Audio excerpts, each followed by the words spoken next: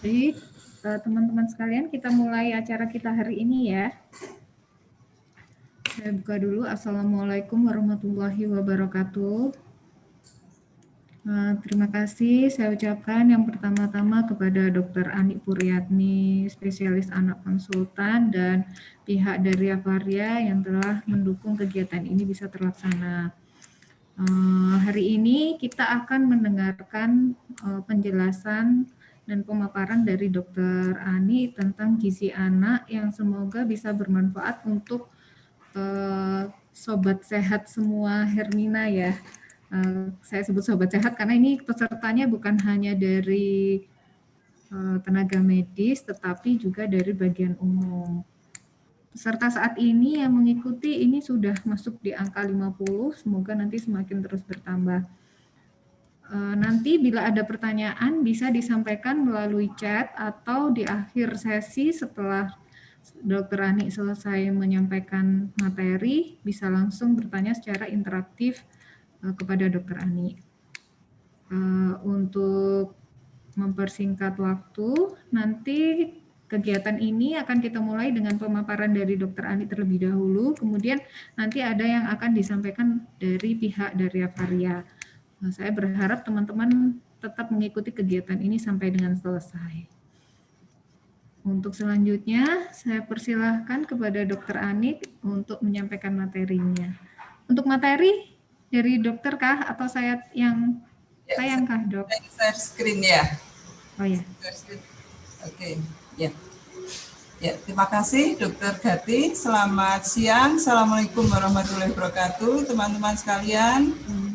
Banyak nih teman-teman yang dinas di poli, di ruangan, di administrasi. Selamat siang. Saya mendapat tugas dari Dr. Gati bekerja sama dengan dari Avaria untuk mengisi waktu di siang ini. Mudah-mudahan ada manfaatnya. Saya coba share screen dulu. Apakah kelihatan? Ya, Dok.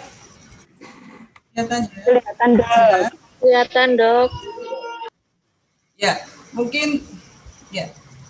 Ini saya tampilkan biar mungkin banyak yang baru, siapa tahu orang Hermina yang baru-baru yang mudah-mudahan nggak kenal sesepuhnya Hermina. makhluk antiknya Hermina. Pelopornya ya, Dok. Pelopornya pelayanan anak. Ya, jadi saya udah cukup tua, jadi sudah cucunya 2. Oke, pada kesempatan kali ini saya karena dari Avaria mau mungkin biar lebih dekat dengan Hermina karena kerjasamanya selama ini, maka berupaya ada acara gitu ya. Nah, hubungannya dengan saya ya kita combine aja ya. Jadi yang memang kompetensi saya ya udah tumbuh kembang anak, nanti khususnya di nutrisi yang nanti ada sedikit ada hubungannya dengan produknya dari Avaria. Waktu saya berapa menit, Dr. Gati? Mungkin bisa lebih cepat, saya nanti lebih baik ya. 30 menit boleh, Dok. Jadi saya ambilkan yang materi yang secara umum ya teman-teman semua bisa diaplikasikan dalam artian ke anak, mungkin kalau anak-anaknya sudah besar nanti persiapan untuk cucunya gitu ya, kan masih muda-muda soalnya. Atau yang belum berkeluarga nanti untuk outline hari ini kita akan lihat sepintas tumbuh kembang, 1000 HPK, kemudian problematika apa sih di pandemi ini hubungannya dengan anak-anak khususnya di nutrisi dan upaya optimalisasinya. Kita lihat di anak-anak itu adalah individu yang spesifik, yang unik, adalah individu yang sedang tumbuh dan berkembang, yang tidak akan bisa diulang, gitu ya. Jadi nanti kalau seperti saya apalagi sudah tua gini sudah tinggal regresi. Kalau sudah dewasa sudah berhenti, sudah tidak tumbuh dan berkembang. Nah, apa sih pertumbuhan? Itu yaitu bertambah besarnya ukuran fisik, organ tubuh yang kita ukur biasanya berat badan, tinggi badan gitu ya. Nah, perkembangan apa? Yaitu perkembangan ya perkembangan dari fungsi organ-organ tersebut gitu ya. Ini suatu hal yang berbeda tapi saling berhubungan, bersinergi. Jadi kalau ada gangguan pertumbuhan ya akan terjadi gangguan perkembangan. Ya. Nah, apa saja sih faktor-faktor yang mempengaruhi pertumbuhan dan perkembangan? Kadang kita merasa bahwa sudah itu kan genetiknya, gitu ya, mau badannya seperti apa, mau kepandaiannya seperti apa, karena orang tuanya ya udah segini-segini aja. Jangan, jadi memang ada hubungannya genetik itu hanya maksimal 20% saja. Kita bisa mengoptimalkan 80% di luar genetik dengan mengoptimalkan apa yang ada. Jadi lingkungan itu memiliki peran besar, jadi lebih dari 80%. Salah satunya adalah memberikan nutrisi dengan optimal, kemudian membuat anak sehat dengan cara diimunisasi, membuat lingkungannya lebih nyaman untuk tumbuh dan berkembang. Jadi arahnya adalah asah, asih, asuh yang optimal. Jadi sekitar 80%. Jangan khawatir dengan genetik yang sudah dipunyai dari orang tuanya. Nah, sekarang menginjak ke 1000 HPK, teman-teman mungkin sudah tahu semua selama ini 1000 HPK, 1000 HPK ya. Jadi tetaplah kita sebagai dokter anak akan mengoptimalkan 1000 HPK tadi, karena itu adalah cikal bakal nantinya individu tersebut akan jadi seperti apa. Gitu ya. Jadi di 1000 HPK itu seluruh organ penting dalam sistem tubuh. Kenapa penting? Itu karena terbentuk dengan pesat. Gitu ya. Jadi terbentuk kemudian berkembang dengan pesat pada usia 1000 HPK tersebut, di mana saluran cernanya berkembang, sistem metaboliknya, kognitifnya, otaknya, gitu ya, nanti kita lihat. Jadi 1000 HPK itu sebenarnya adalah mulai dari konsepsi sampai sekitar usia 2 tahun anak, gitu ya. Jadi mulai atau bahkan diperlebar ya, sebelum konsepsi itu sudah dibuat sehat dulu supaya nanti terjadi konsepsi semua sehat potensinya. Jadi pada saat kehamilan, kemudian sampai 6 bulan kita kalau hubungannya dengan nutrisi ya mulai dengan optimalisasi ASI, kemudian mulai MPASI, dan diharapkan setelah 2 tahun bisa makan makanan keluarga. Nah, di sini harus optimal karena merupakan potensi dia akan tumbuh kembangnya bagaimana. Ya, di samping nutrisi juga dibikin sehat, lingkungan bikin stimulasi untuk perkembangannya. Kita lihat, saya akan menunjukkan bahwa di 1000 HPK itu adalah otak yang benar-benar yang harus benar-benar kita perhatikan. Di mana otak sekitar dari lahir sampai dari di kandungan sampai sekitar usia 2-3 tahun itu sudah 80%, bahkan kalau 5 tahun sudah 90% terbentuk. Jadi sangat pesat sekali, jadi lahir 30%, 60%, di sini tumbuhnya cepat sekali. Sehingga waktu ini harus dimaksimalkan, gitu ya, diberikan nutrisi yang baik, jangan sampai terjadi sakit, gitu ya. Jadi inilah yang disebut golden period. Pertumbuhan otak jalan bareng dengan perkembangannya, kognisinya. Kelihatan sekali bahwa di usia 2-3 tahun ini puncak-puncaknya. Kalau nggak percaya diamati aja anak-anak kita ya. Jadi usia-usia 2-3 tahun sangat cepat sekali untuk dia tiba-tiba bisa angka, bisa bahasa, bisa simbol-simbol gitu ya. Penglihatannya juga makin jelas gitu ya. Jadi ini harus dioptimalkan bersamaan dengan tumbuh dan kembangnya. Demikian juga pertumbuhan fisik. Kita lihat baru ditolong kemarin beratnya 3 kilo, 1 tahun sudah 3 kalinya, umur 3 tahun sudah besar, sudah beratnya sudah 15 kilo, nanti sebentar lagi sama dengan yang menolong gitu ya. Jadi cepat sekali pertumbuhan fisik anak, sehingga kita harus optimalkan itu. Ya, sepakat ya. Jadi, nah sekarang dengan adanya pandemi COVID ini, apa sih masalahnya di anak-anak kita hubungannya dengan nutrisi terutama ya. Jadi jelas mudah-mudahan sih kalau kita di Hermina nggak ada nih dampak kemiskinan, tapi paling tidak adalah ya biasanya di manajemen ini yang makanya bagaimana caranya biar semua yang di Hermina bisa makmur semua gitu ya, sampai kita harus membuka COVID gitu, jangan sampai, karena memang benar-benar kita harus putar otak di sini ya. Jadi dampak ekonomi, Nah, ini akan terjadi malnutrisi. Di luar nutrisi ada pembelajaran jarak jauh, anak harus di rumah terus, jenuh gitu ya. Mungkin ada perilaku di pengasuhan ya, mungkin kalau yang viral-viral itu kan ibunya mendampingi pembelajaran jarak jauh malah marah-marah gitu kan, bisa saja, dan keamanan.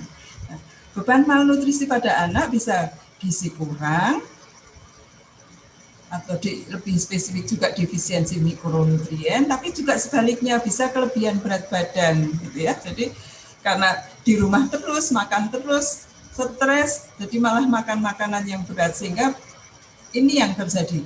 Jadi malnutrisi, baik gizi kurang maupun gizi lebih banyak, demikian juga mikronutrien harus diperhatikan. Nah, jangka panjangnya kalau terjadi ini tidak kita waspadai sejak awal, akan terjadi peningkatan prevalensi stunting. Nah, mungkin kita singgung sedikit nanti tentang stunting dan juga prevalensi dari obesitas, gitu ya. Nah, di mana kekurangan ini akan mempengaruhi angka kesakitan, angka kematian pada pasien-pasien, apalagi pasien-pasien yang dengan COVID. Jadi yang terjadi, status gizi anak yang buruk akan jadi semakin buruk karena ketersediaan makanan sehatnya yang lebih sulit di masyarakat. Insya Allah di Hermina enggak. Nah, mungkin kalau di Hermina ini mungkin anak-anak di rumah ditinggal orang tuanya bekerja, kelebihan berat badan gitu ya. Jadi karena kurangnya aktivitas fisik dan makanan yang tidak sehat. Demikian juga akan kekurangan mikronutrien, kekurangan vitamin dan mineral yang mungkin juga bisa terjadi, yang artinya akan mempengaruhi kesakitan dan kematian pada pasien-pasien, atau kalau pada kita di masyarakat mungkin akan mengurangi potensi kesehatan kita. Apa sih kalau kita kekurangan gizi gitu ya? Apa yang terjadi hubungannya dengan infeksi? Hubungannya gini, kalau pasien anak gizi kurang, maka imunitasnya akan turun. Dengan imunitas turun akan mudah terjadi infeksi. Dengan infeksi dia tidak nafsu makan, mungkin gangguan absorpsi, atau mungkin ekspresinya berlebih, maka akan lebih terjadi gizi buruk. Demikian juga kalau kemiskinan, maka juga akan meningkatkan adanya infeksi, adanya kematian gitu ya. Jadi nanti kita lihat kalau apa sih yang penting untuk meningkatkan imunitas ya. Jadi peran mikronutrien pada sistem imunitas mungkin ini akan saya singgungkan sedikit dalam slide ini, yang nanti ada hubungannya dengan company gitu ya. Jadi mikronutrien di samping kita makan, minum karbohidrat, lemak, protein, mikronutrien juga sangat penting khususnya pada sistem imun yang kita butuhkan pada hubungannya dengan pandemi ini. Itu adalah sebenarnya hampir semua vitamin, mineral itu berperan. Ini mungkin agak pusing, tapi intinya itu kalau ada infeksi, sistem imun kita semua dari respon imun yang alami, yang adaptif gitu ya, kemudian akan merespon inflamasi, mungkin di bariernya, di awalnya bariernya di kulit bagaimana. Itu kalau kita lihat dari beberapa penelitian itu semua vitamin, mineral berperan banyak. Kalau kita amati beberapa vitamin yang pasti ada di situ adalah vitamin C, zinc gitu ya. Dimanapun ada nih zinc, vitamin C, untuk regulasi inflamasi ya. Jadi mungkin nggak akan saya ini sampaikan lebih detail, tapi intinya vitamin itu, mikronutrien itu dibutuhkan sedikit tapi penting gitu ya, khususnya dengan hubungannya sistem imun kita harus mencukupi itu. Salah satunya beberapa vitamin C, zinc, kemudian ada vitamin D. Kalau kita vitamin D mungkin dengan kita jalan keluar dari gedung Hermina, berjemur sebentar, itu mungkin sudah dapat ya. Kalau selama kita nggak ada masalah dengan yang lain-lain, itu sudah tercukupi. Tapi mungkin komponen-komponen tadi mineral dan vitamin yang kadang pada satu kondisi perlu ditambahkan. Salah satu tadi dampak jangka panjang kalau nggak diatasi kekurangan nutrisi tadi adalah stunting. Mungkin saya hanya mengulas pintas biar teman-teman nggak salah arti stunting, karena di lingkungan entah di rumah sakit sih nggak begitu, tapi mungkin di masyarakat, mungkin teman-teman kalau ke dinas ke apa kan stunting itu proyek stunting sebelum pandemi itu kan proyeknya besar sekali, miliaran ya, saya yakin tingkat dinas kota aja udah miliaran. Stunting itu perawakan pendek memang berawalnya, tapi perawakan pendek yang disebabkan oleh malnutrisi kronis, jadi kekurangan gizi kronis yang akibat asupan nutrisi yang tidak adekuat dan atau kebutuhan yang meningkat karena adanya infeksi dan penyakit kronis gitu ya. Jadi itu intinya. Sehingga kalau kita bicara perawakan pendek, itu sebenarnya penyebab perawakan pendek banyak gitu ya. Jadi tidak stunting saja gitu ya. Jadi bisa saja karena memang familial short stature, jadi orang tuanya kecil-kecil ya, anaknya sangat mungkin potensinya segitu ya. Kemudian kalau penyakit yang lain mungkin genetika, ada trisomi 13, ada yang lain. Nah, dua ini yang mungkin kita, yang gampangnya ya, kalau stunting itu adalah dia pendek tapi gizinya kurang gitu ya. Kalau dia pendek tapi status gizinya baik, itu punyanya sebagian besar punyanya Dr. Haryudi endokrin. Nah, yang disebut stunting adalah yang di sini. Dia gizi kurang disertai pendek ya, karena adanya malnutrisi kronis, gitu ya, perlu dipahami itu. Nah, dampaknya apa? Tadi kalau dibilang terjadi pada 1000 HPK, ya ini perkembangan kognitifnya itu tidak bisa dikejar. Dari beberapa penelitian itu, kalau terjadi stunting atau malnutrisi kronis di 1000 HPK, maka IQ-nya lebih rendah dibandingkan anak yang tidak pernah terjadi stunting gitu ya. Jadi kemudian tingkat kelasnya juga 2-3 skor di bawahnya. Jadi hal-hal seperti ini sangat tidak baik untuk kualitas generasi penerus kita. Nah, setelah dewasa nanti anak-anak stunting bisa risiko terjadi obesitas. Nah, kita tahu sendiri obesitas akan komorbid dengan diabetes, penyakit kardiovaskuler, stroke gitu ya. Jadi kita harus menyelamatkan kualitas generasi penerus kita dengan memberikan nutrisi yang tepat, kita hindarkan, cegah jangan sampai terjadi stunting. Dari penelitian yang ada, ternyata penyebab stunting adalah nutrisi ibu selama hamil. Kita harus perhatikan. Ya, jadi pasien-pasien ANC nutrisinya harus optimal, kehamilan usia remaja atau interval yang pendek itu juga risiko untuk kekurangan nutrisi, apalagi bayi-bayi prematur, kurang dari masa kehamilan. Nah, yang ada hubungannya dengan saya adalah mungkin sepintas nanti kualitas MPASI yang rendah. Ini yang saya concern untuk menyampaikan di sini. Dan jangan sampai ada infeksi berulang dan faktor lingkungannya. Jadi mungkin kalau teman-teman sih bisa saya kira untuk mengatasi ini ya. Jadi terutama yang ingin saya sampaikan adalah nanti MPASI. Nah, sehingga pola pemberian makan pada bayi dan anak di 1000 HPK kita tahu semua ASI sudah tidak bisa dipungkiri lagi. Alhamdulillah pasien-pasien Hermina 90% lebih ya, ASI eksklusif mudah-mudahan. Nah, kemudian masuklah MPASI. Nah, biasanya disinilah yang terjadi itu ada Dr. Haryudi. Selamat siang, Dr. Haryudi, Mbak Waro. Saya lihat itu. Atau siapa?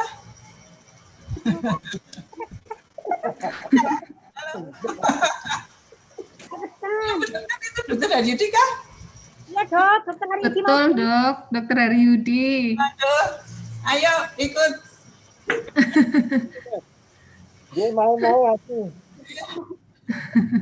Oh, tadi tak sebut loh tadi. Punyanya Dr. Haryudi, pasiennya pendek, endokrin. Saya itu 7 kali. Oke. Ya kapan-kapan Dr. Haryudi kan dia sudah sering ya. Sudah sering dok, hampir tiap hari. Tiap hari, ya nggak apa-apa, sering lah ya Dokter Haryudi ya. Oke ya, jadi saya akan menunjukkan ini. Jadi MPASI itu adalah periode penyapian di mana dari yang tadinya ASI saja makanan cair diharapkan nanti usia 2 setelah 1 tahun ya itu harus sudah bisa makanan keluarga. Nah inilah di sini ada proses kita memberikan MPASI yang mempunyai 4 aspek yang harus diperhatikan, yaitu tepat waktu pemberian, perhatikan kuantitas dan kualitas yang adekuat, dan penyajian yang higienis, serta pemberian makan yang sesuai. Nah ini biasanya kalau ini tidak dijalankan dengan baik, problemnya akan terjadi tadi gizinya nggak baik, growth faltering, stunting bisa saja, ya. Kemudian akhir-akhirnya anaknya juga nggak doyan makan. Nah ini yang harus tempuh. Kita lihat satu persatu ya. Tepat waktu. Jadi kapan sih kita berikan MPASI? Ya ketika ASI saja sudah tidak mencukupi kebutuhan bayi saat itu, gitu ya. Jadi memang sekitar 6 bulan, tidak fix 6 bulan, gitu ya. Jadi 5 bulan kalau memang dia ASI eksklusif terus sudah growth faltering, ini sudah bisa diberikan MPASI. Jadi jangan berpikir kalau sudah ASI eksklusif terus beratnya nggak naik, kita langsung kasih formula, bukan ya. Jadi kita masukkan MPASI.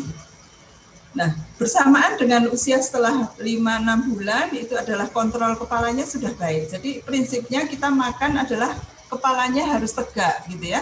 Jadi bayi tidak harus bisa duduk sendiri, tapi bila didudukkan kepalanya itu tegak.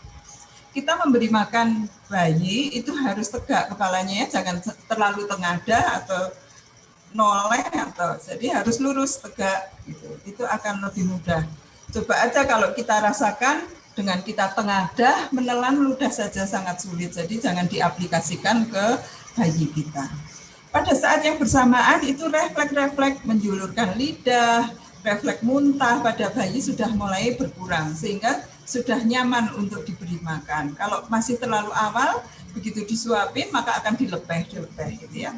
Dan selera makan sudah makin meningkat. Jadi sebenarnya secara alami ini akan terjadi bersamaan dengan kemampuan bayi.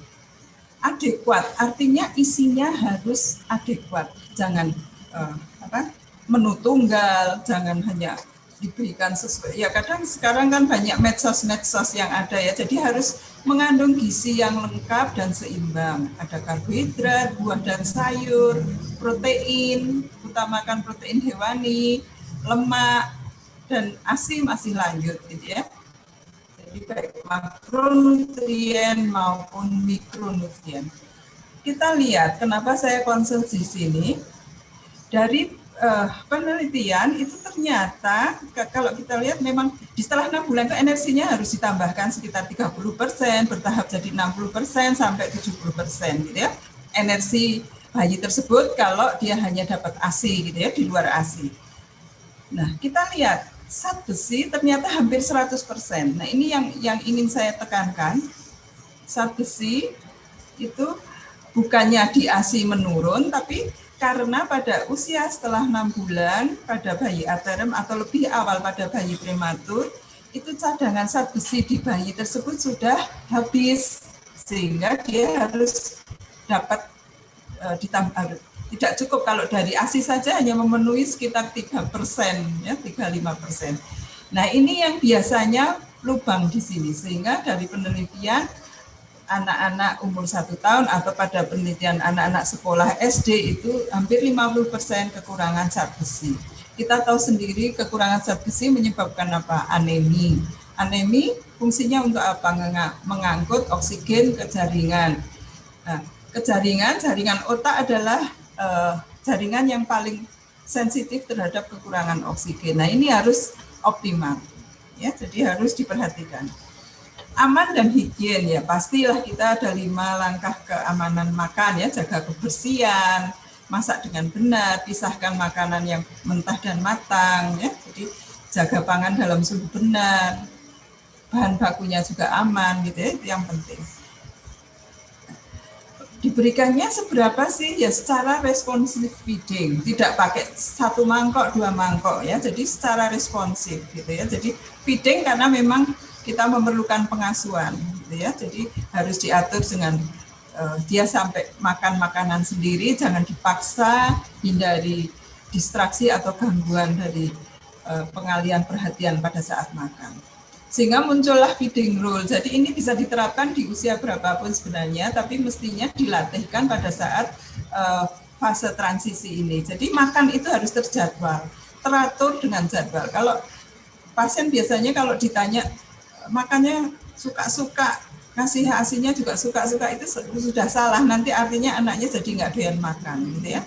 Lingkungan harus menyenangkan, tidak boleh dipaksa. Kalau sudah mulai dipaksa, maka akan terjadi konflik dari yang menyuapin maupun yang disuapin. Makin tidak mau, nanti kalau sudah lihat piring ibunya aja udah nangis, itu pasti dia pernah dipaksa gitu ya. Prosedurnya porsinya kecil sesuai kebutuhan, kemudian didorong untuk bisa mandiri. Kalau tidak mau dicobakan lagi, tapi kalau sudah sampai di 15 menitan tetap tidak mau, ya sudah, selesaikan saja, akhiri proses ini. Sehingga kita butuh ada jadwal makan ya. Nah, sedikit tentang kalau kita kasih makan, memantau pertumbuhan, ya kita monitoring pertumbuhan. Kita sudah pakai ada Permenkes yang terbaru, ya artinya kita harus memang mengukur. Makanya di poli teman-teman mesti rajin. Pastilah kita di Hermina, pasti semua pasien akan diukur berat badannya, panjang badan, pada kondisi tertentu, lingkar kepala, lingkar lengan atas. Aturannya ada, saya harapkan teman-teman yang mungkin agak lupa, mungkin bisa buka-buka cara mengukur lingkar kepala, jangan sampai salah gitu. Karena kalau kita mengukurnya salah ya hasilnya tidak valid, nanti diagnosis kita ke pasien tidak pas ya. Jadi ini harus diperhatikan. Nanti saya cepatkan saja. Jadi di Permenkes tadi ya sudah status gizi, nanti kita tinggal lihat, kita plotkan saja. Di buku pasien-pasien biasanya ada buku KIA itu kita pakai, kita lihat bisa. Jadi kalau status gizi kita pakai BB per TB-nya ya. Jadi ada gizi buruk, gizi kurang, gizi baik gitu ya. Dan yang perlu kita lihat, pemerintah kita sekarang sudah lebih waspada untuk risiko terjadinya overweight, obesitas, sehingga plus 1 SD saja kita sudah sendirikan, belum sudah bukannya gizi baik lagi, tapi ini sudah risiko gizi lebih, gitu ya. Itu yang ingin saya sampaikan. Jadi di buku KIA itu kita tinggal plotkan saja, mungkin teman-teman yang kalau di poli sudah tahu semua, mungkin yang lain atau yang di admin untuk anak-anaknya, gitu ya. Jadi tinggal plotkan umur, berat badan, demikian juga pakai tabel juga bisa, panjang badan juga bisa. Umur, panjang badan, selama kita harapkan ada di garis hijau ini ya. Jadi anak itu harus tambah berat badannya. Penambahan berat badannya pun harus sesuai dengan grafik.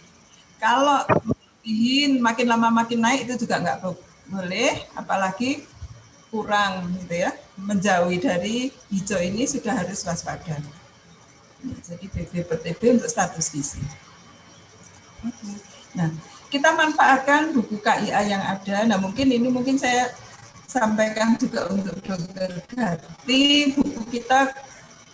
Buku hijau itu sebenarnya bagus, bukunya kuat, bagus. Tapi isinya mungkin kapan-kapan perlu dievaluasi. Jadi masih CDC, kemudian padahal kita sudah lama sebenarnya WHO. Ya, nanti pakai aja yang Permenkes 2020. Ya. Ya dokter, baik. Habis berarti kan cetak ulang, tapi sempat kita koreksi ya. Jadi kita sempatkan aja isinya biar cocok. Baik dokter. Nah, ya, mungkin akhir, jadi sebagai take home message, kita setuju ya. Jadi anak dengan prioritas 1000 HPK adalah individu yang sedang tumbuh kembang yang pesat, sehingga kita harus mengoptimalkan masa itu dengan baik, gitu ya, karena tidak bisa diulang. Dampak pandemi bisa kekurangan nutrisi, baik makro maupun mikronutrien, sebaliknya juga risiko untuk kelebihan atau obesitas. upaya pemberian makan pada khususnya untuk saat ini MPASI yang tepat, waktu, adekuat, isinya aman dan higien dan diberikan dengan cara yang benar, itu adalah jalan yang harus kita terapkan. Penting monitoring pertumbuhan sebagai deteksi dini yang diawali dengan garis yang terdepan, orang tua, ya kita semua, mungkin kalau di lapangan ada kader, bidan, mungkin kalau pas ini teman-teman bidan dan para medis di pas dinas ya jadi bidan dan para medis, tapi kalau di rumah mungkin sebagai orang tua dan saya sendiri sebagai dokter itu adalah sangat berperan untuk menentukan bagaimana nanti kualitas individu tersebut di masa depan sebagai generasi penerus kita. Nah, mungkin itu yang bisa saya sampaikan, mudah-mudahan bermanfaat. Terima kasih Dr. Gati. Wassalamualaikum warahmatullahi wabarakatuh. Waalaikumsalam warahmatullahi wabarakatuh. Kita buka diskusi dulu ya dokter. Silakan teman-teman kalau ada yang mau bertanya. Oh ini ada yang bertanya dok satu. Dokter mau bertanya, bolehkah memberi MPASI pabrikan di usia awal-awal pemberian MPASI 5-6 bulan dari dokter Lukita ya dok, dibanding MPASI homemade? Oke, ya terima kasih dokter Lukita ya, biasanya gitu, apalagi dokter Lukita sibuk banget ya.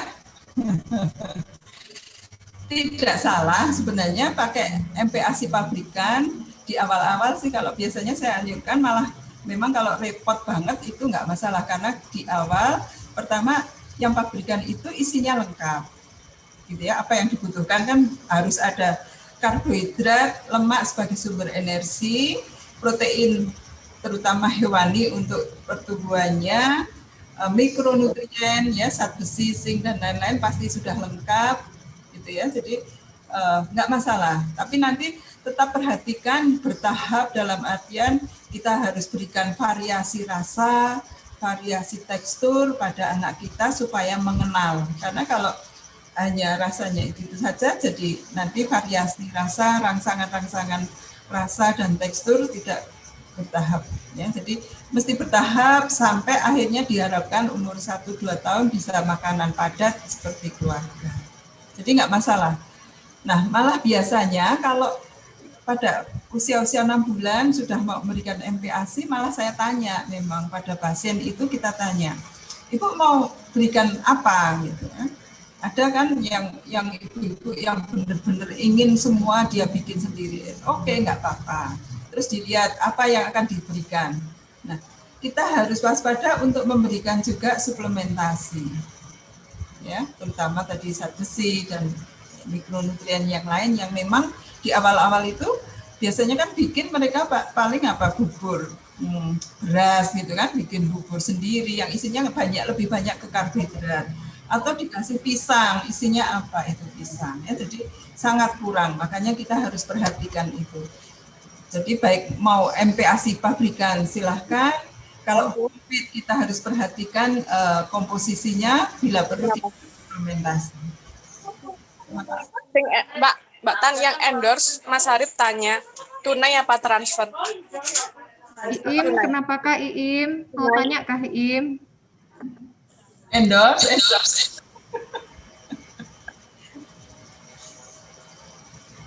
Dokter Gati di mute. Ada pertanyaan lagi ya dok? Berat badan usia anak 9 bulan tidak naik, tidak turun, tetap di 8,7 kilo selama hampir 3 bulan. Apakah berbahaya dokter? Dari Iim. Ya, oke. Tadi saya sampaikan, makanya kita plotkan saja. Kalau dia ngikuti kurva, itu pasti naik. Ya, syaratnya kan anak itu beratnya naik, dan naiknya pun ngikuti kurva gitu loh. Kalau sudah nggak naik, itu pasti ada masalah gitu ya. Jadi perlu dievaluasi. Tapi misalnya tidak naiknya karena mungkin sebelumnya itu obesitas, terus nggak naik, mungkin ada tren sudah mau ke normal, mungkin itu kita evaluasi masih baik. Tapi prinsip umum anak-anak harus naik berat badannya, apalagi usia 9 bulan itu masih naiknya kan masih kelihatan. Memang kalau dibandingkan dengan umur trimester tiga bulan pertama dengan kan kalau 3 bulan pertama bisa 1 kilo, tapi setelah menjelang 1 tahun memang kesannya naiknya sedikit, tapi itu kalau masih sesuai kurva itu normal. Tapi begitu tidak naik pasti tidak normal. Jadi harus dicari tahu kenapa. Ya, terima kasih. Terima kasih dokter. Ini dokter Lukita bertanya lagi. Dokter Lukita mungkin langsung mau diskusi interaktif sama dokter Ani. Kah? Sebetulnya perlu tidak ya dok suplemen besi atau mikronutrien lainnya kita berikan secara rutin kepada anak-anak kita atas indikasi kurang pede ketika membuat MPASI homemade karena kita tidak tahu pasti kandungan nutrisinya, atau perlu dilakukan pemeriksaan lab rutin sebelum pemberian suplementasi makanan, dokter? Sebenarnya itu bisa diprediksi dalam artian seberapa banyak kita memberikan komponen yang banyak mengandung zat besi itu kan arahnya di daging, di hati ayam gitu kan. Jadi misalnya bayam pun harus berapa mangkuk bayam yang harus masuk ke situ gitu kan. Jadi memang di awal-awal sangat kurang kalau homemade yang kita buat. Jadi bisa di awal-awal kita berikan saja, kalau memang bertahan pakai homemade sebaiknya diberikan. Secara rutin diperiksakan, mungkin tidak secara rutin diperiksakan, gitu ya. Jadi kalau mau periksa mungkin di usia 9-10 bulan itu silahkan diperiksa saja kalau memang ternyata dari nutrisinya kurang.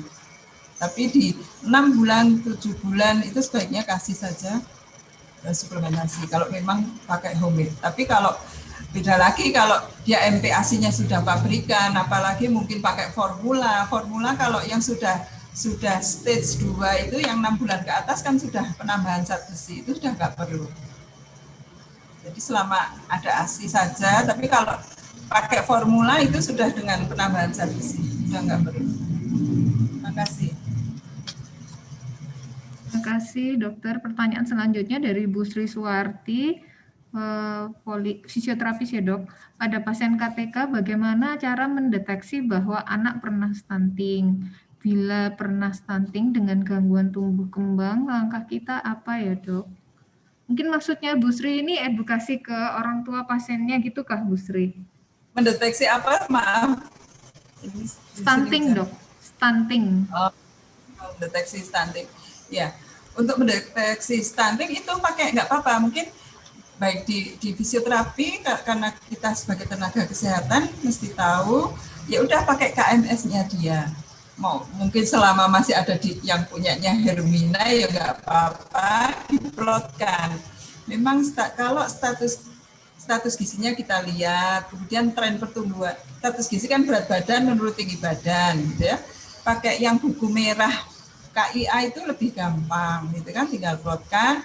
Kalau posisi masih di hijau itu aman. Nah, risiko stunting kalau dia pendek dan gizi kurang, gitu ya. Mungkin pertama itu dulu. Kalau pendek kita waspada. Begitu pendek tapi gemuk itu sangat mungkin dari sisi dokter Haryudi endokrin. Kalau pendek masih kurus itu urusannya saya, gitu ya. Status gizinya. Ya, jadi memang saya biasanya akan jalan bareng, kita pasti juga harus waspada untuk kelainan endokrin pada pasien-pasien stunting gitu ya. Jadi selama masih gizi kurang, nutrisinya masuk dulu sambil kita cari penyebab pendek yang lain gitu. Ya. Mungkin ada lagi? Ya, jadi Ya dok. Di Hermina, petugas Hermina, apalagi di rehab ya tetap perhatikan itu. Mungkin kalau memang ada masalah dikonsultasikan mungkin gitu ya, ke poli anak gitu ya. Kalau ketemu di situ. Plotkan saja gampang sebenarnya, nanti kapan-kapan latihan ngeplot sudah bisa, saya kira itu kan gampang ya. Buku KIA. Tapi kalau sudah agak besar 5 tahun ya tetap pakai. Terima kasih. Ya dok, saya izin bertanya ya dok, karena di sini pesertanya juga ada bagian umum dok, mungkin biar mereka teman-teman tahu juga. Tadi dokter menyampaikan tentang mikronutrien itu juga penting selain makronutrien. Mungkin apakah mikronutrien ini bisa kita dapatkan dari vitamin tambahan atau bisa dari makanan ya dok? Supaya teman-teman juga tahu biar nanti harus bagaimana untuk menambah mikronutrien dari anak ini. Kemudian yang kedua dok, kalau tadi nah di yang gambar bagannya dokter Ani itu kan ada gambar undernutrition ya dok, itu bisa menurunkan imunitas. Nah kalau pada kondisi sebaliknya, pada kondisi obesitas yang sekarang ini kasusnya juga banyak, apakah juga berpengaruh terhadap imunitas dokter? Itu dokter, terima kasih. Ya. Jadi saya belum stop screen ya, berarti masih kelihatan ya? Screen saya kelihatan kah? Masih dokter, masih belum stop share, masih terlihat.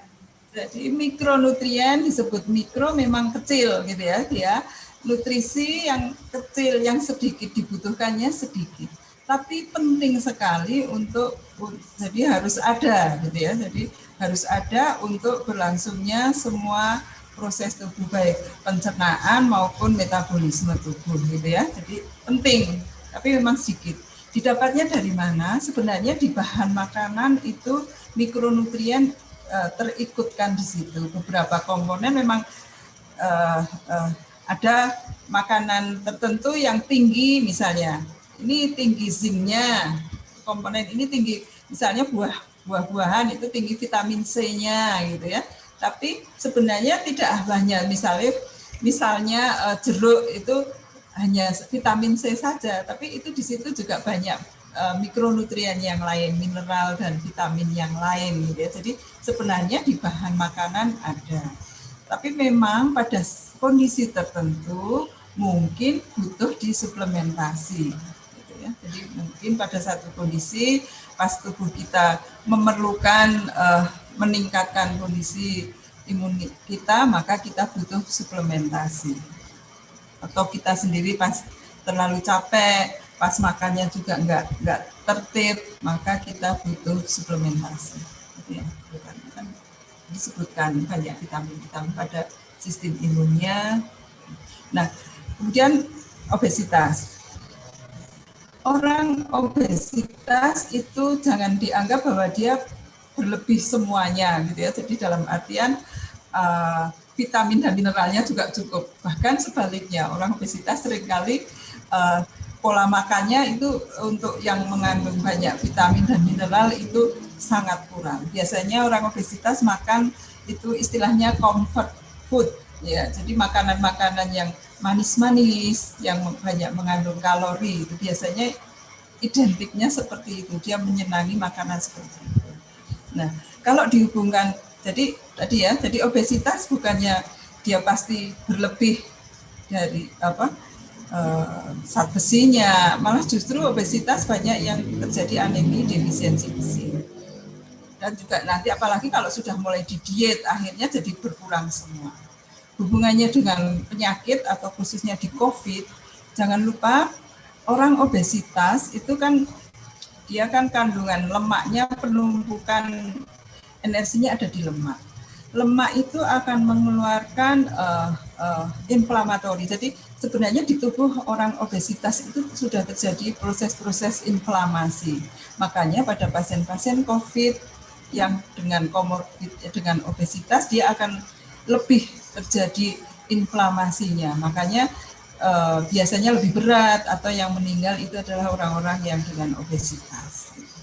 Ya, jadi karena di tubuh dia biarpun nggak ada infeksi, nggak ada alergi, dia itu di tubuhnya inflamasi terus gitu ya. Jadi bersyukurlah teman-teman di Hermina sih langsing-langsing, ini saya yang obesitas sendiri malah ya. Oke, gitu. Ya dokter, terima kasih, saya jelas sekali. Ini satu lagi pertanyaan ya dok, terakhir. Sebetulnya di anak usia 2 tahun setelah lulus ASI, sebaiknya pertimbangan untuk menentukan susu pengganti yang ASI yang baik itu seperti apa ya dok? Apakah UHT, ataukah susu formula, atau pasteurisasi, atau susu sapi murni dokter? Ya, Umur berapa? 6 bulan. Setelah 2 tahun dokter, setelah ASI masa memberikan ASINya selesai. Jadi untuk setelah 2 tahun itu sebenarnya makanan kan sudah bervariasi gitu ya. Jadi sebenarnya susu itu ya sudah pakai susu UHT mau pakai susu segar itu nggak masalah. Tapi susu harus ada gitu ya. Jadi kalau mungkin teman-teman ya keluar negeri atau mungkin lihat kehidupan orang-orang negara Eropa, Amerika itu kalau kita jalan-jalan di swalayan mereka itu sudah nggak ada. Kalau nggak ada susu 1, 2, 3, 4, 5, 6. Company-nya bukan produk susu ya, jadi nggak ada gitu loh. Jadi kalau di sana ya susu-susu UHT itu susu segar, kemudian mungkin kalau yang dominan lagi lainnya kan roti ya, mereka makanan pokoknya roti, susu gitu loh. Sampai kita orang dewasa pun ya minum susu gitu ya. Tapi kita saja coba teman-teman jalan-jalan atau mungkin pas iseng mau cari susu di swalayan itu SPG-nya yang cantik-cantik pasti sudah mendekat endorse bahwa susu ini dengan kelebihannya ini gitu ya. Jadi itu sebenarnya sudah nggak penting. Jadi sebenarnya silahkan pakai susu yang standar yang ada, nggak perlu formula. Jadi kita sebut susu formula itu adalah dengan susu yang diformulasikan sesuai dengan kebutuhan bayi sebenarnya itu. Jadi di bawah 1 tahun. Sebenarnya setelah 1 tahun aman, nggak apa-apa. Karena diharapkan sudah makannya sudah bervariasi. Jadi Indonesia memang negara konsumennya ya, jadi benar-benar ditakuti sebenarnya Indonesia itu potensi banget konsumennya banyak sekali untuk susu-susu yang ada ya. Jadi makanya kalau di swalayan kan ada 1, 2, 3, 4, 5 malah bahkan sampai 7 ya kan. Terus itu masih pakai formula-formula yang dengan iming-imingnya berbagai macam indikasi gitu ya untuk kesehatan mata, kesehatan otak itu sebenarnya enggak ya. Jadi yang penting adalah makan minum yang optimal. Kalau memang butuh suplementasi ya sesuai indikasi suplementasi, mau butuh ditambahkan imunnya, ditambahkan kekebalannya gitu ya. Itu sebenarnya ya. Terima kasih. Baik dokter, itu masalah yang sering terjadi di antara ibu-ibu kegalauan mau dikasih UHT atau pasteurisasi. Ini ya. Jadi ya. Tetap harus susu ya, paling enggak umur 5 tahun susu memang masih, tapi jangan terlalu banyak. Jadi setelah 1-2 tahun itu susu hanya 30% kebutuhan ya, jadi jangan terlalu banyak, maksimal sekitar 600 cc. Begitu sudah berlebih 1000 cc lebih mungkin puas karena anaknya jadi gemuk tapi juga jadi nggak sehat dan makannya juga nggak normal gitu, jadi akan terlalu banyak makan nggak nafsu makan malahan. Terima kasih. Baik dokter. Ya, baik dokter, itu tadi pertanyaan terakhir. Kita lanjut ke ini ya dok. Terima kasih dokter Rani sudah menyampaikan materinya. Kalau misalnya dokter Rani mau meninggalkan Zoom-nya, monggo dok, mungkin ada kesibukan lain, monggo mengikuti sampai selesai juga boleh. Terima kasih banyak yang dokter Rani sampaikan, sangat bermanfaat bagi kami ibu-ibu yang punya anak-anak. Itu ya dok, baik untuk umum maupun tenaga medis Rumah Sakit Hermina. Semoga lain kali dokter Rani tetap berkenan untuk memberikan ilmu-ilmu yang lain ya dokter. Silakan.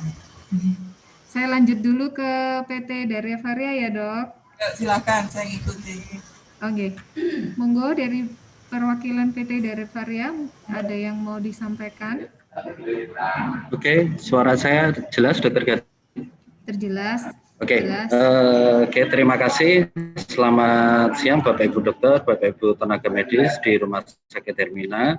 Sebelumnya perkenalkan saya Setia Budi dari PT Daria Varia. Terima kasih sebesar-besarnya untuk PT Rumah Sakit Hermina yang sudah memberikan kesempatan untuk bisa join dalam acara webinar siang hari ini. Terima kasih juga untuk Dr. Ani dok Salam sehat selalu untuk Dr. Ani. Semoga terjaga terus kesehatannya dalam beraktivitas, dan terima kasih untuk sharing materinya, Dokter. Semoga bisa menambah keilmuan khusus di bidang ilmu kesehatan anak, Dokter ya. Jadi saya tadi nyimak terus karena anak saya juga konsulnya ke Dr. Ani, Dr. Gati. Oke, mungkin sebelum kami putarkan FVP, saya akan share sedikit untuk informasi dari produk kami dari PT Daria Varia. Sebentar saya akan share. Oke.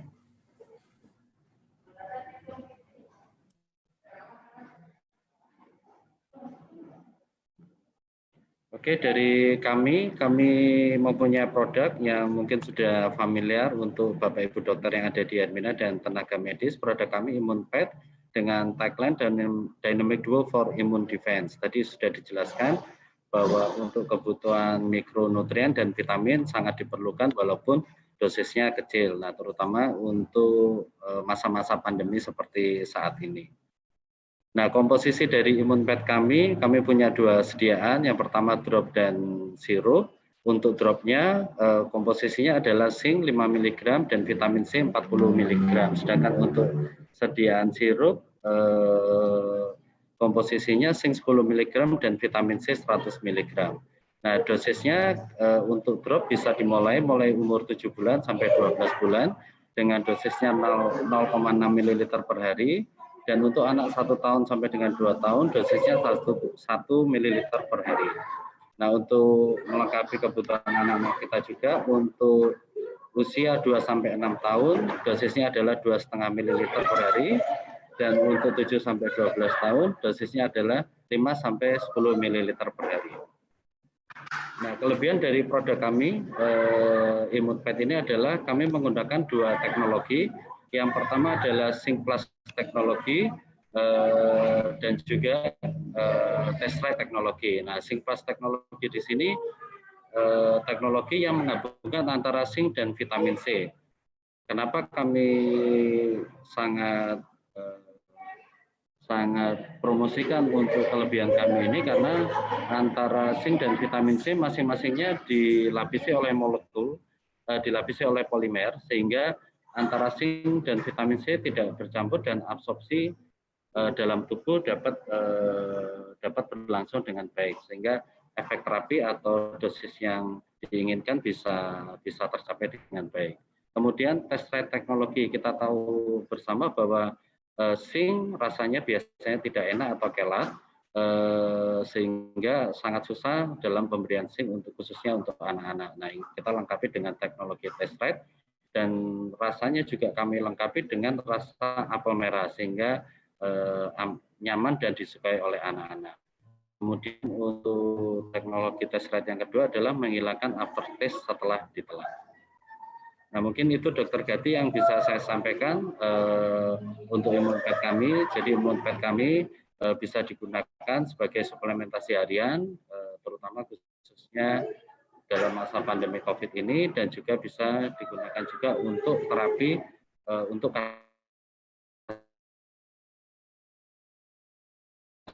kasus-kasus common cold atau batuk pilek.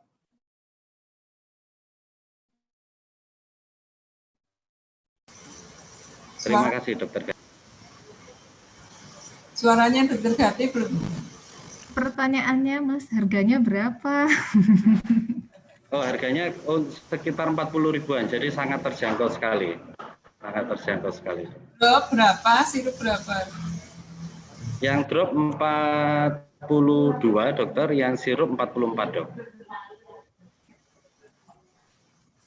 Ya, teman-teman ada pertanyaan kah untuk presentasi tentang ImmunPad ini? Ini sesuai yang tadi Dokter Anik sampaikan ya, Dok, tentang mikronutrien tadi ya, Dok, salah satunya suplementasinya dengan era pandemi meningkatkan imunitas sebenarnya, jadi karena komposisi zinc dan vitamin C ya. Tadi kalau kita lihat di semua proses dia berperan, diperlukan. Ya, Dok. Jadi untuk sehari-hari boleh diberikan ya, Dok ya, ini tidak nunggu sakit dulu baru diberikan tambahan mikronutrien gitu ya, Dok. Nah, ini ya kalau risiko dia kita tapi ada yang tablet nggak, Pak Setiabudi? Belum ada, dokter. Jadi sediaannya masih sirup, khususnya untuk anak-anak saja, dokter. Untuk produk anak-anak.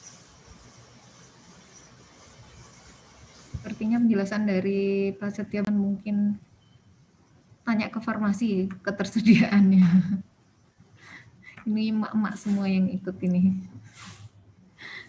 Baik, saya karena sudah selesai, ada lagi yang mau disampaikan dari Pak Setiabudi maupun dari Dokter Ani? Mungkin ada tambahan, Dok? Ya, tadi katanya mau ada video. Oh, oke, mungkin saya putar FVP-nya ya, Dokter Gati. Ya, silakan, Pak. Penutup kita. Implementasi ke arah meningkatkan imunitas di samping mikronutrien, mensuplai mikronutrien yang lainnya.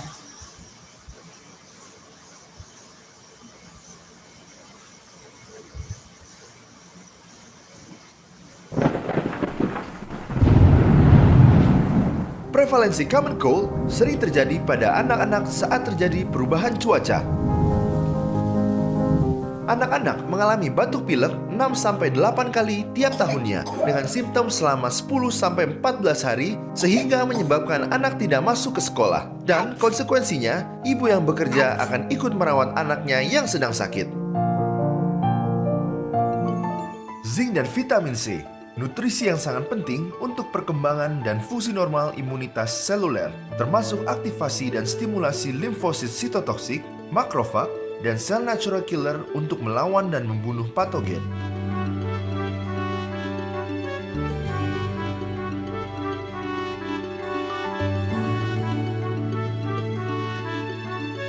Zinc berperan dalam perkembangan dan fungsi normal imunitas humoral yang ditandai dengan menstimulasi limfosit B untuk memproduksi antibodi. Zinc juga berperan untuk replikasi genetik secara normal, DNA dan RNA.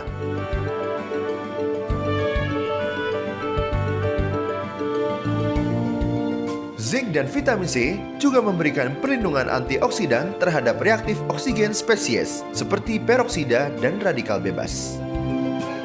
Pediatek mempersembahkan Zinc Plus. Zinc Plus mengandung zinc dan vitamin C.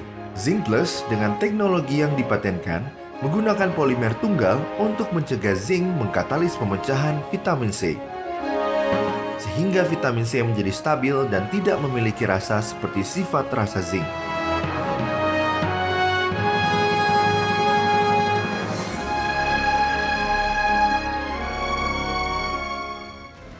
Daria Varia mempersembahkan Immunpad, pertama dan satu-satunya yang memiliki double protection dan double potensi.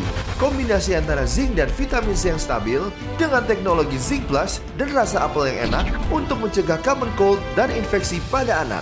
Immunpad, dynamic duo for immune defense. Zinc, fight the common cold. Zinc terbukti secara klinis oleh Cochrane Review menurunkan angka absen anak di sekolah, menurunkan insiden pada common cold, menurunkan durasi dan tingkat keparahan dari common cold, serta menurunkan penggunaan antibiotik pada anak. Hadirkan kebahagiaan anak-anak di sekitar kita dengan Immunpad, dynamic duo for immune defense.